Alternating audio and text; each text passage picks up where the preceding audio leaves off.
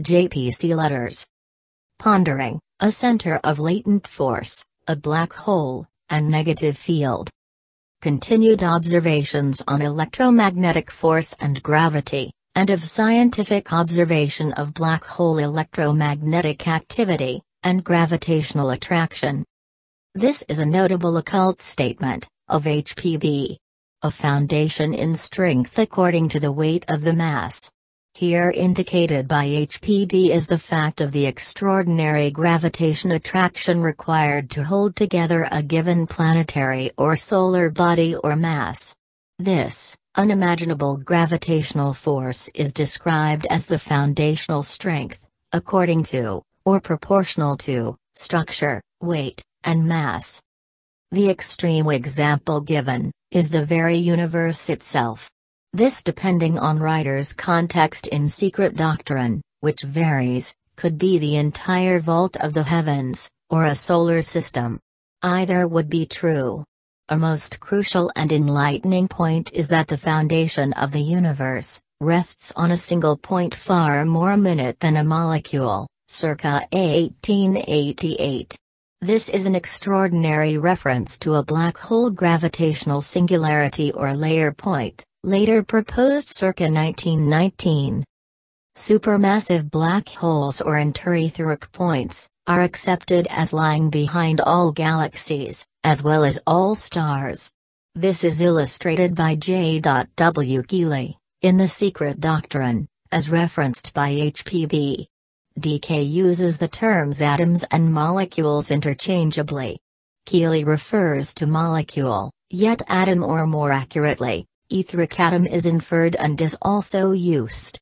The illustrated point is that of the immense volume, or mass, call it what we will, that is held in formation and perfect balance. A galaxy, and its accumulation of stars, planets and gases, are held all on an interetheric point, as understood by the occultist, and the singularity of the exoteric astronomical physicist. Each star and planet also has an interetheric point, as has each atom. In regards to a suspected black hole, large amounts of cosmic dust are seen, and is indicative of black hole theory as the Secret Doctrine expresses thus, is but cosmic dust, a layer center. Let us ponder this from H. P. Blavatsky. All structures require a foundation in strength according to the weight of the mass they have to carry, but the foundations of the universe rest on a vacuous point far more minute than a molecule, in fact, to express this truth properly, on an interetheric point. SD 1557. 1888.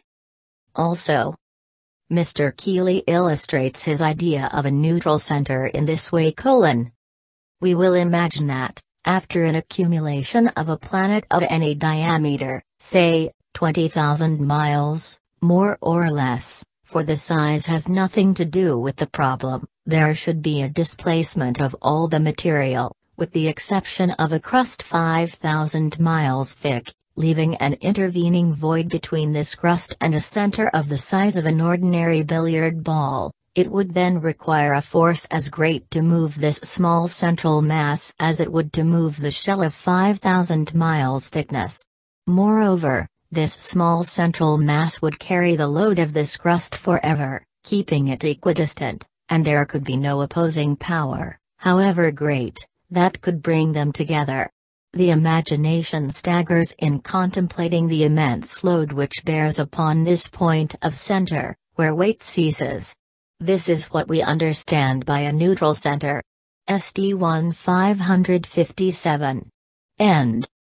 Here we are told that a layer center, an interetheric point or black hole force center, is negative in its polarity, whilst the world of matter is positively polarized. This gives us the electrical direction and interplay, the polarity of such interetheric points, scientifically understood as singularities. It is the horizon or scientific event horizon that is the point from fifth plane gaseous to fourth subplane etheric, or supergaseous, and the point or level via which one crosses into the other via the intraplane. Scientists currently ponder what lays behind a black hole or etheric center. Our thoughts will do well to ponder the crossover from gaseous to supergaseous, etheric states.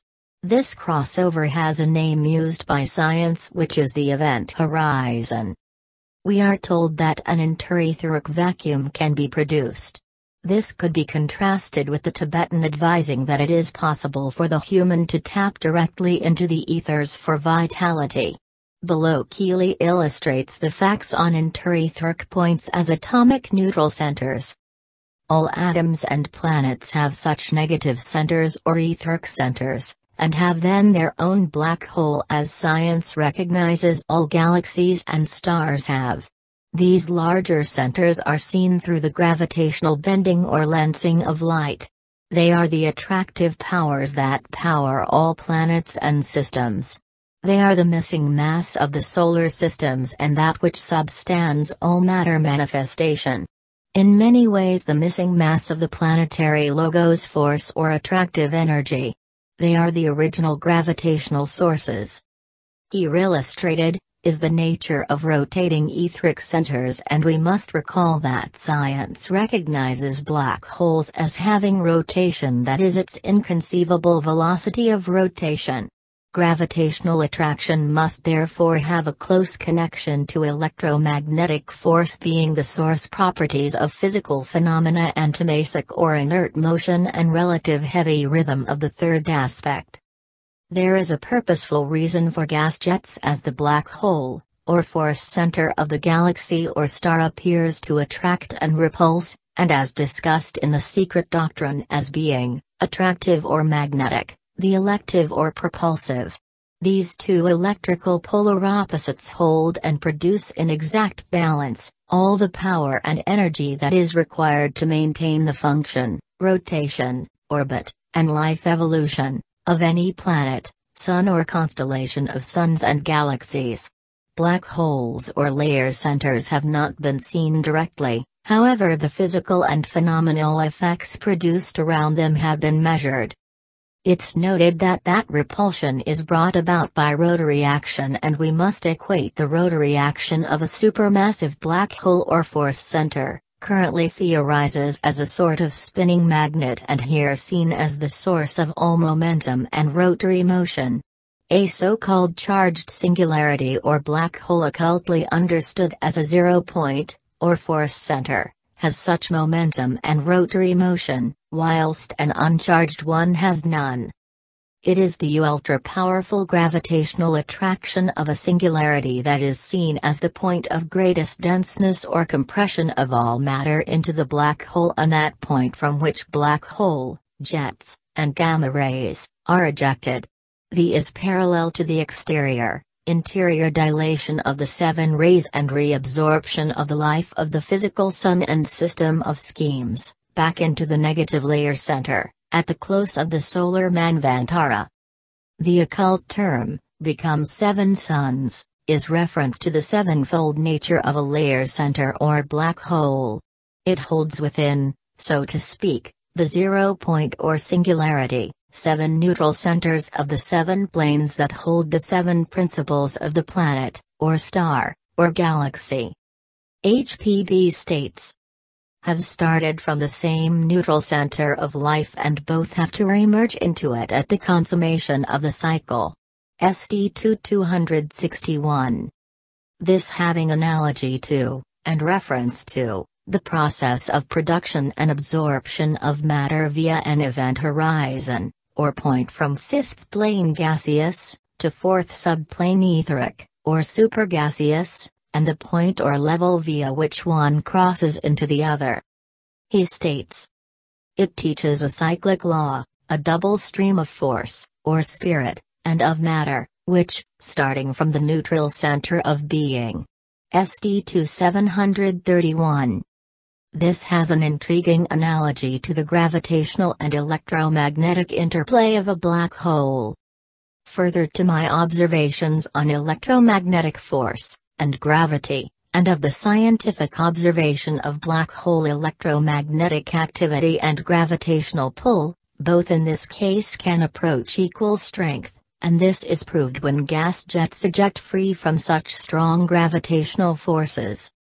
This being the case, the black hole or force center of the galaxy or star appears to both attract and repulse.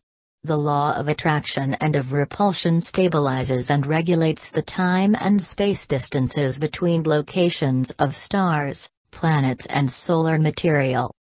Here we hypothetically see the law of attraction and repulsion in activity as gravitational field influence, and electromagnetic field influence, of a supermassive force center. This must be governed by the second ray, though the third ray in respect of matter operates through the law of economy. It's noted that repulsion is brought about by rotary action, and we must equate the rotary action of a supermassive black hole force center, currently theorized as a sort of spinning magnet and here seen as the source of all momentum, and rotary motion.